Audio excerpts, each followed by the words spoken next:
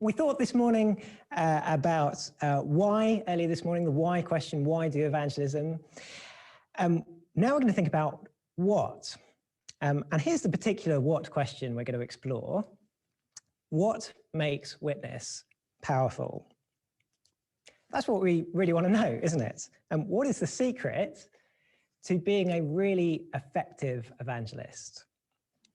Maybe one of the things that you talked about right at the beginning of the day of that first session, when you were discussing what held you back from evangelism, was the feeling I'm just not very good at it. So one of the questions we want to get clear on is, what kind of person makes a good evangelist? And the reason that I got you to chat about those two discussion questions just now is because the way we answer those questions is going to have quite a big impact on what we think powerful witness involves. And I reckon if we were to ask our non-Christian friends the question, why don't you believe in the God of the Bible?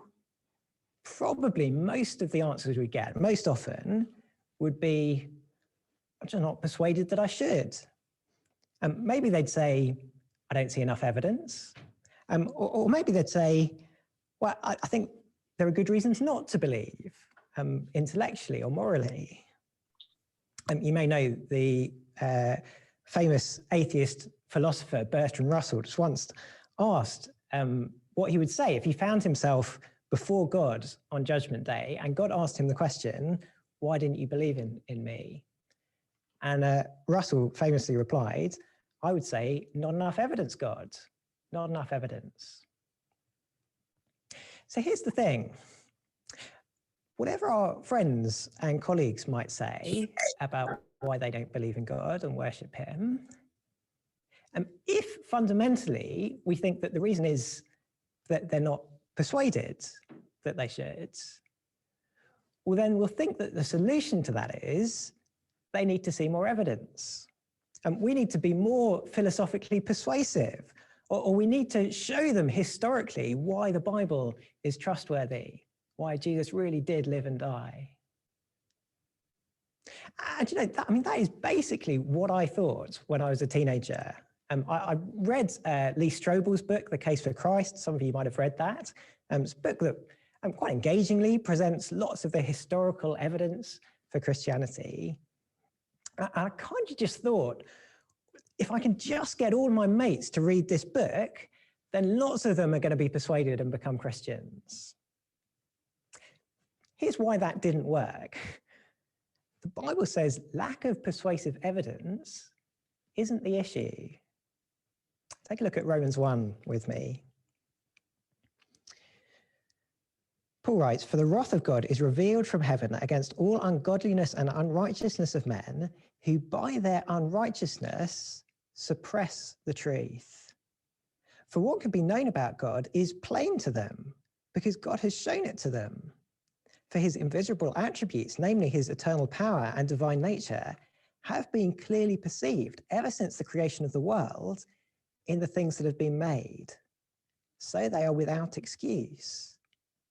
For although they knew him as God, they didn't honor him as God or give thanks to him, but they became futile in their thinking, and their foolish hearts were darkened. Can you see why Paul says God is justifiably angry with all of humanity for not worshipping him? Paul says there is no one on earth who doesn't believe in God for lack of evidence. No, God has made himself abundantly clear in the creation around us. And the Bible says that everything, from the stars in the sky, to the beauty of a sunset, to the intricate complexities of the human body, all of it screams to us, made. This has been made by a glorious creator.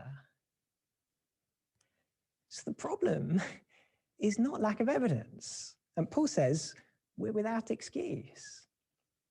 And the problem is found in verse 18.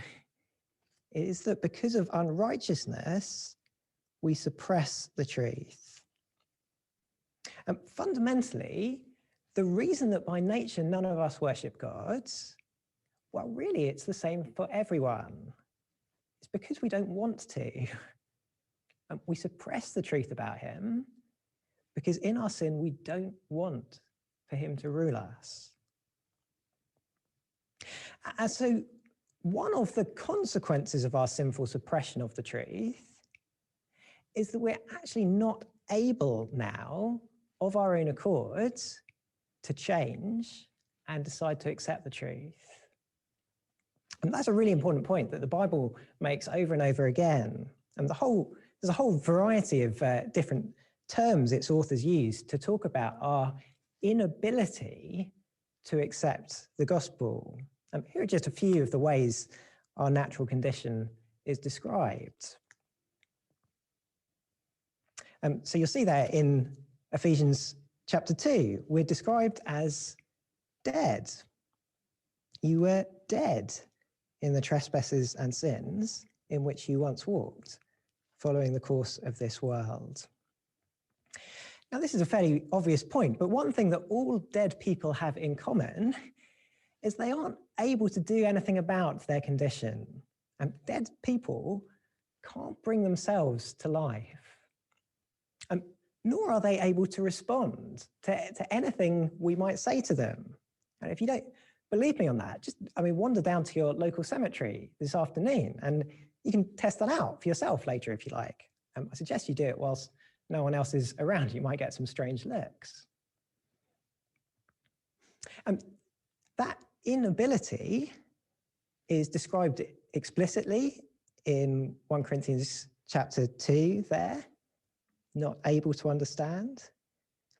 It's the idea that's behind those descriptions in those verses of being slaves, of being hard-hearted, that we see in Titus and Ephesians and lots of other places in the Bible as well. And then there's John 12, which says that we're blind. Now, those of you who've done the John stream in midweek groups will have seen this. In John 12, John pauses to explain to us why so many people didn't believe in Jesus, despite having so much evidence, and despite seeing Jesus perform really big, obvious, miraculous signs to show that he was God. Here's how John explains it. When Jesus had said these things, he departed and hid himself from them. Though he had done so many signs before them, they still did not believe in him, so that the words spoken by the prophet Isaiah might be fulfilled. Lord, who has believed what he's heard from us, and to whom has the arm of the Lord been revealed? Therefore they could not believe. For again Isaiah said, he has blinded their eyes and hardened their hearts, lest they see with their eyes and understand with their hearts and turn, and I would heal them. Now, I don't know about you, but I find those verses just explain an awful lot of what we experience in evangelism. They do for me. I had a mate at university who, over 3 years, came with me to talk after talk after talk. He came along to church with me a number of times. He did a Christianity Explored course with me twice. Even joined a little Christian book reading group that I was running. And never at any stage objected to what he was hearing. I just thought it was only a matter of time, surely, before he made a definite commitment to Christ. But sadly, at no stage did he ever show sign of grasping the significance of what he was hearing. I found it amazing, actually, and really quite frustrating, to be perfectly honest, how anybody could consistently sit through such clear teaching of the gospel message and just kind of nod along with it and react with such apathy. See, but the Bible tells me the reason for that. By nature, we're blind. We can't believe. And so if that is really the fundamental problem, well, what does the Bible say is the solution? What does the Bible say is the solution?